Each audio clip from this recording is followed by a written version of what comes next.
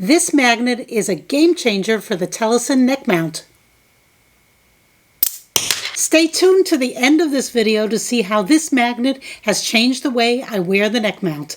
Hello everyone, today I'm reviewing the Telesin neck mount, obviously, and I have a great tip on how to stabilize the mount with a magnet. But first, let me tell you about the mount. It is really comfortable.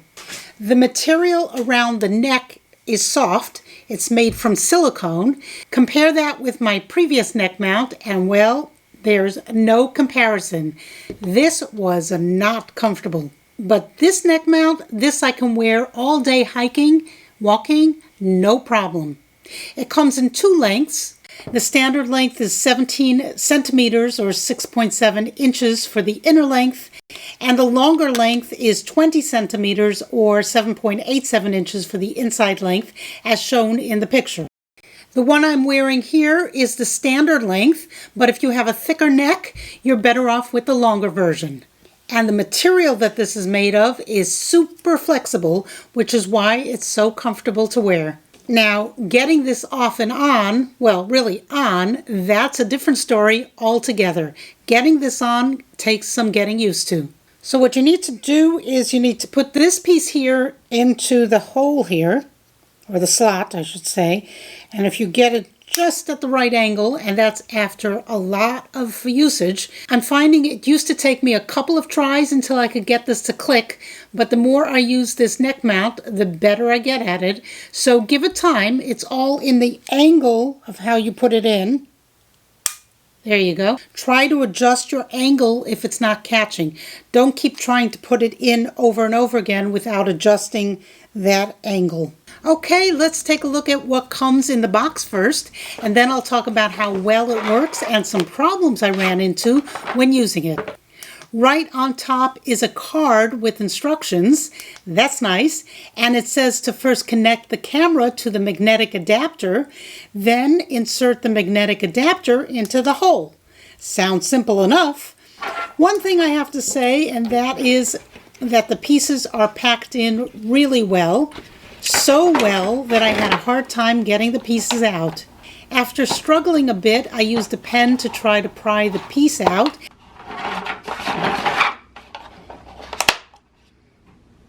And my bad, instead of getting the piece out, I broke the pen. I finally figured that I can push the piece out from the back, and then it popped out.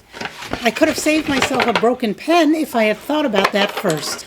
Okay, so here are all the pieces you get. A GoPro screw, a GoPro magnetic adapter, and a vertical adapter. And here's the necklace part, and you can see how flexible and bendable it is.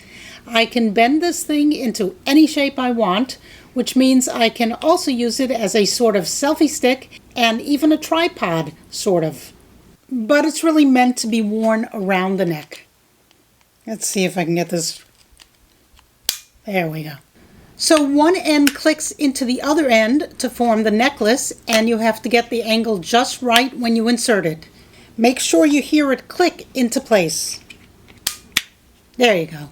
Okay, so make sure you hear it click into place.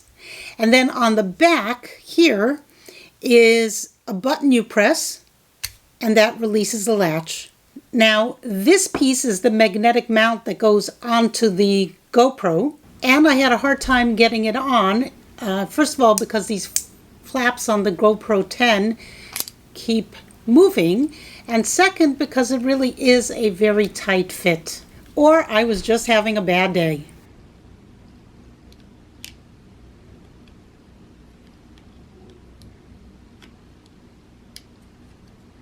Then twist on the GoPro screw and then insert the magnetic mount into the hole on the necklace.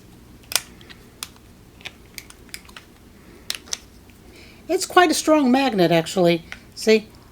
So it has these slots here. Make sure the slot goes in, and you've got it twisted so that it doesn't come out.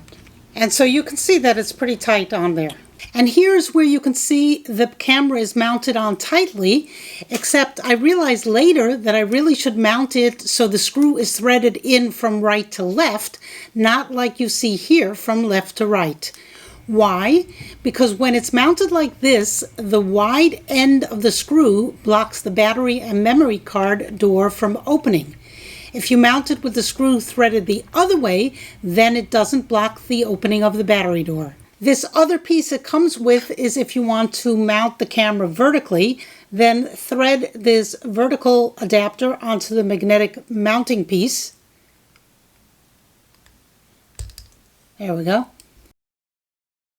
And then you can now mount the camera vertically. And now you have the GoPro mounted vertically. And don't forget the mounting screw. Okay, and then of course you have to put the mounting screw in. Okay, but there you have it, vertical. Now let's talk about how well this works. It actually is great to wear and walk around with. Here you can see some of the footage I took around the Herd Museum in Phoenix. This is with a GoPro 10 attached to it. At first I had the GoPro tilted up too high, but then I adjusted it and the next footage came out much better. So it's not just about putting this on and taking it off, it's also about pointing the camera in the right angle. It's also important to be aware that when you twist your body, the camera is moving with you.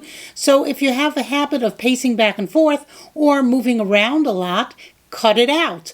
Try to stay still and move deliberately so your footage is more deliberate rather than herky-jerky, if you know what I mean. Just be mindful you have a camera around your neck. One thing I noticed as I walked around, and that is that there's a bit of bounce to the camera if I'm going up and down steps or if I'm walking quickly. I've seen other YouTubers mention using an elastic band to go around your body and hold the neck mount. I tried that and it wasn't comfortable for me. Maybe if I had a skinny male body it would be, but I don't. So I was looking for another solution. I have another type of mount called the snap mount, and that uses a magnet under the shirt, which has its own problems, but it got me thinking, why can't I combine this neck mount with a magnet under the shirt? So I looked around Amazon and found these relatively cheap but still strong disc magnets. Here you can see the magnet fits perfectly on the back of the neck mount, and since it's also magnetic, it stays. Now, if I put another magnet under my shirt, then I have the extra staying power. This camera is now mounted around my neck and to my shirt, so I have the camera stabilized two ways, and I find this keeps the movement of the camera down significantly. You don't need to use two magnets, you can just use one under your shirt and it will be magnetically attracted to the back of the neck mount. Or you can use an extra one like you see here, but either way it does work better than without it. I hope this helps someone out there in YouTube land. Please let me know if it did, and please subscribe to my channel to help it grow. I really appreciate it. Thanks for watching. Bye.